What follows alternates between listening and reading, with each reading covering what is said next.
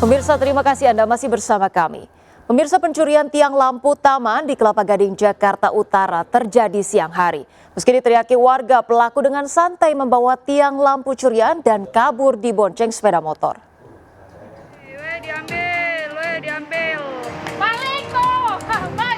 Seorang pria terekam kamera warga membawa tiang lampu yang terbuat dari besi yang diduga dicuri dari sebuah taman di Jalan Yosudarso, Kelapa Gading, Jakarta Utara. Meski sempat diteriaki warga, namun dengan santainya pelaku berjalan sambil membawa tiang lampu curian, kemudian membonceng sepeda motor temannya yang telah menunggu, lalu kabur. Saat diperiksa di taman, terlihat ada sejumlah besi tiang lampu bekas dipotong oleh kawanan pencuri. Biasanya pencurian tiang lampu dilakukan pada malam hari. Awalnya tuh dia datang sendirian, duduk-duduk di taman seperti biasa tuh. Nah, duduk-duduk tapi dia sembari ngergajiin lampu taman itu. Nah, pas mungkin ada susah kali ya sama dia buat dinin, akhirnya digoyang-goyangin. Nah, karena di sini dia udah ngegoyangin tiang itu, di sini udah pada teriak-teriak maling, dia manggil temennya naik motor. Warga meminta agar polisi menindak perusakan fasilitas umum ini. Apalagi selain tiang lampu, besi pembatas jalan juga menjadi sasaran pencurian. Dari Jakarta, Sofyan Firdaus, iNews, melaporkan. Pemirsa, sidang pra-peradilan wartawan senior Aiman Wicaksono kembali digelar dengan agenda mendengar jawaban dari tergugat. Aiman Wicaksono tiba di PN Jakarta Selatan didampingi kuasa hukumnya Vincentius Mendrova.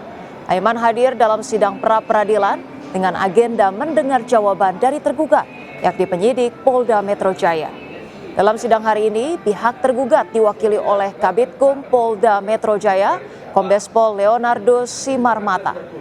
Sebelumnya Senin kemarin, Aiman menjalani sidang gugatan pra-peradilan pertama. Pada sidang perdana tersebut, kuasa hukum Aiman, Vincentius Mendrova, meminta penyitaan ponsel kliennya dinyatakan tidak sah dan batal demi hukum.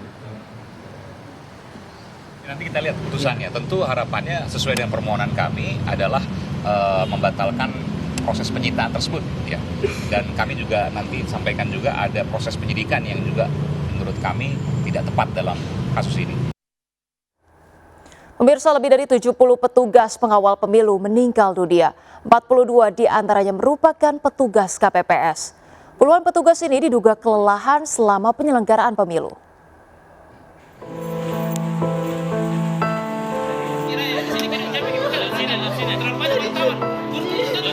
Sejumlah anggota keluarga membawa jenazah Muhammad Fahri Ardiansyah dari Rumah Sakit Haji Makassar, Sulawesi Selatan.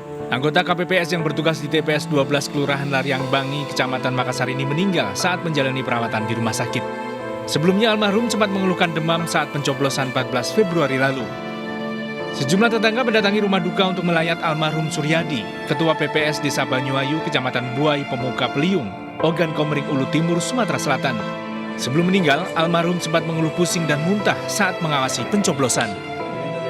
Menurut Ketua KPU Hasyim Asyari, hingga tanggal 18 Februari, sebanyak 71 petugas pengawal pemilu meninggal dunia. Dari total tersebut, penyumbang kasus kematian terbanyak berasal dari anggota KPPS, sebanyak 42 orang.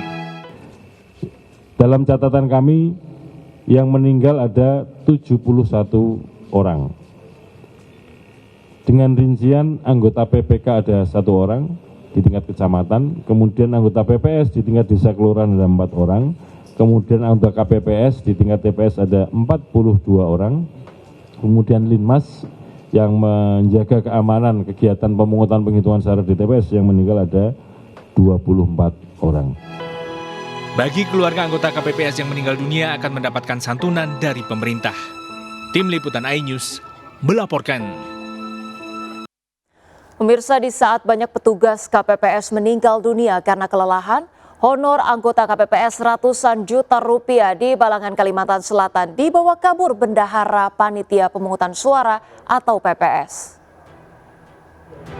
MH ditangkap polisi lantaran membawa kabur uang 115 juta rupiah untuk honor anggota kelompok penyelenggara pemungutan suara atau KPPS. Bendahara Panitia Pemungutan Suara atau PPS di Kelurahan Batu Piring ini ditangkap di hotel di Tabalong, Kalimantan Selatan. Polisi melakukan gelar perkara untuk memastikan tindak pidana dilakukan pelaku.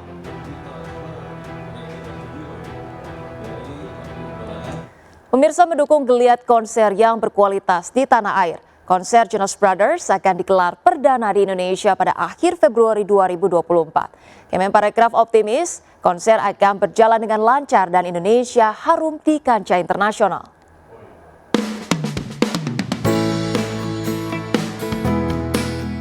Kementerian Pariwisata dan Ekonomi Kreatif terus berupaya mendongkrak kembali penyelenggaraan konser berkualitas di dalam negeri. Untuk mendongkrak konser berkualitas, Kemenparekraf mendatangkan Jonas Brothers, band pop rock asal Amerika Serikat. Personil yang terdiri dari Kevin Jonas, Joe Jonas, dan Nick Jonas akan perdana memikat hati penggemarnya di Indonesia pada Sabtu 24 Februari mendatang di ICE BSD. Kemenparekraf juga memberikan dukungan kepada para promotor tanah air dalam mengundang para artis dan musisi internasional. Ini tentu kita senang banget ya menyambut event ini. Dari sisi kita, ini pasti akan menambah atau menciptakan lapangan pekerjaan untuk sektor pariwisata dan ekonomi kreatif tentunya, dan juga tentunya juga ini juga mempromosikan destinasi MICE yang I-nya event ya, juga event tadi sport, kita juga musik, dan gak cuma Bali tapi Jakarta, dalam hal ini Greater Jakarta. Dalam konser di ICE BSD nanti, penyanyi lokal asal Indonesia Putri Aryani akan tampil sebagai pembuka di gelaran konser Jonas Brothers. Dari Jakarta, Fakih Satrio, iNews melaporkan. Pemirsa, kami akhiri jumpa kita siang hari ini. Saya Rosalincio bersama tim yang bertugas pamit undur diri. Tetap semangat dan sampai jumpa.